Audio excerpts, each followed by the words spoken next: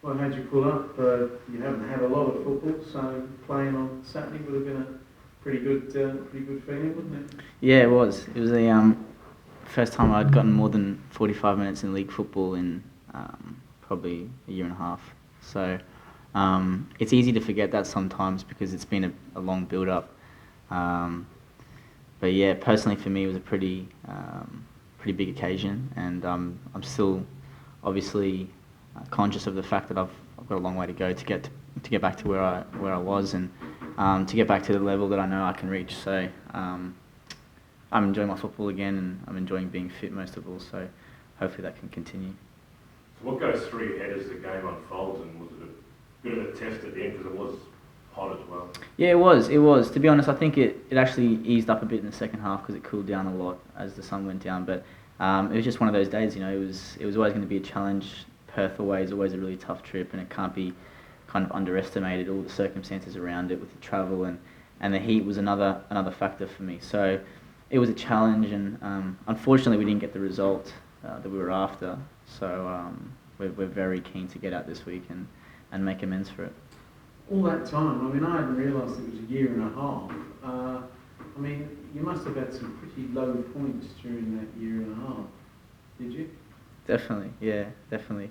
It's kind of hard to explain really because when you first do your ACL, it's kind of you get given a 9-month timeline, but it's never really like that. I think I was fit and training again after 7 months, but so long out of the game, my body just wasn't really conditioned to professional football again, and as a result, I picked up a lot of other things that I'd never really had problems with in my career in terms of muscle problems and stuff like that. So it wasn't a very happy period in my life, but hopefully that's behind me, and with all the work I've done with the physios and strength staff here, hopefully that's like I said, hopefully I can look forward to the rest of the season staying fit. Did you ever feel like throwing in the towel at any point during that year and a half? That's an interesting point. You know, I think football's given me so much in my life, but I think that most of the stuff that people see is what you do on the weekend, and kind of the high points is the only things that people see. The low points are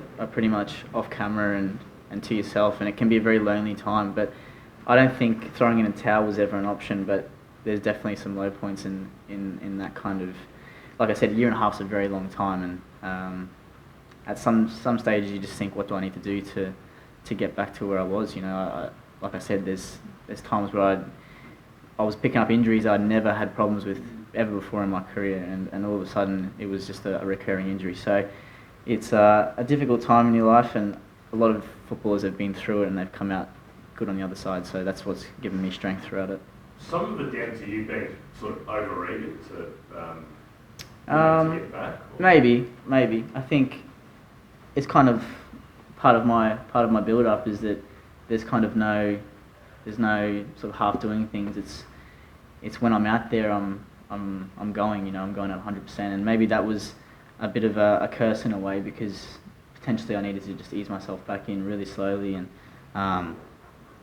but then again, that's probably one of the reasons why I feel like I've achieved what I have in my career is because of never doing things half kind of just half doing things, always being 100%, always training hard, and that may have contributed to a lot of the injury problems that I've had. But in saying that, that's one part of my build-up I don't really want to change.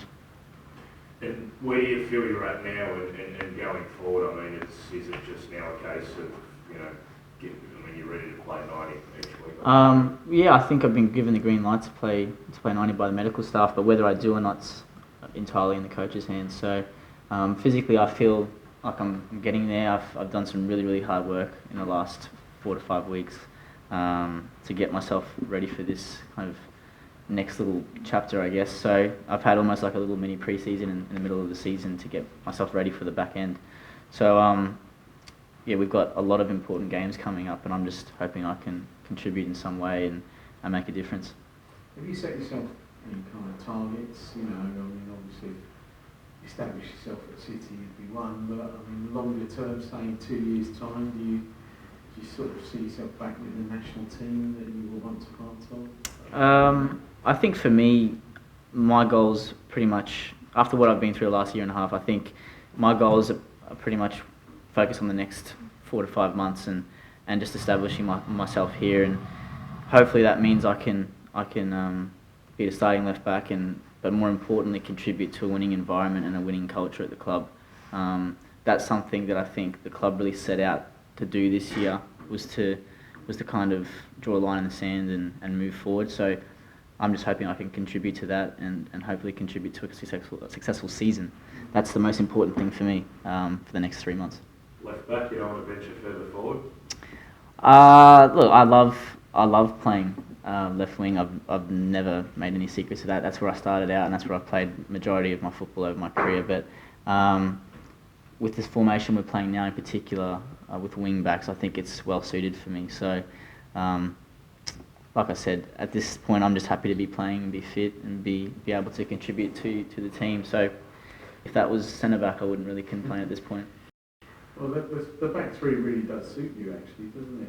It does, yeah. It's a very challenging position because it adds a lot more running to the game. Mm-hmm. It's you really have that added role of being literally an attacking outlet, but you still have a defensive role to play. So you have to be super fit, and hopefully I'm heading towards that slowly. But I think it can definitely be a role that's well suited to me. Looks like, well, a bit of a mini turnover's already started at the club. What's the feeling like at the moment with, you know, players leaving, players coming in? I mean, this is just part and parcel of football, really. We were actually having a bit of a chat about it yesterday, how I feel as though the older you get and the more experience you have in football, you kind of just become desensitised to players coming and going, really, because it's just part of the job. You know, someone can be a teammate one day and literally 3 or 4 days later you'd be playing against them. So, unfortunately, that's part of being a footballer. But on the flip side, it can be very exciting if you're a player that's looking to get a move somewhere else, and you know, it all happens so quickly. But I think the players that we've brought in, well, Anthony's probably the one we've had most to deal with so far in this transfer window. He's obviously a top quality player, and I think he's going to add a lot to our team. And do you feel that, I mean, you've spoken about the club's ambition a fair bit. I mean, is this sort of the, you know, it's sort of the last chance to really try and find those last pieces of the jigsaw puzzle, I guess? Yeah. Yeah, more or less. I think the club's made no secrets that they want to be the best club in Australia and the best club in Asia. So every quality player that comes into the door obviously has to tick the boxes of being a quality player, but also a winner and have a winning mentality and be a quality person. So they're very important sort of elements, and I think hopefully the people that we bring in this transfer window are going to be like that and contribute to the success that we want to have. And from a players, have you ever moved mid-season? Have I ever moved? No. Yeah. No. I guess what would it be? What's it like for a player from what you've heard moving to a club mid-season? Because it's obviously harder to settle. Yeah, I think I've experienced it a few times. Obviously, with just being in the squad, it's never happened to me personally. But I think it entirely depends on the environment of the club that you're moving to, and the personality of the person who's actually moving. So I think anyone who comes to City this year will be really happy with the environment they're coming into. And you know, I think there's obviously that added carrot of the fact that we're title contenders this year. So there's a lot to play for, and there's a lot to like about being in a club like ours. And all this whinging and moaning by these other teams and jumping up and down about Manchester City's money, that doesn't affect you guys, does it? Oh, it doesn't affect me, no. I mean, yeah, at the end of the day, it's not really... That's something that I think, obviously, the A-League are going to look at in the post-season, but, I mean, I can't really comment on that kind of stuff. I'm not sure about the different views of each club.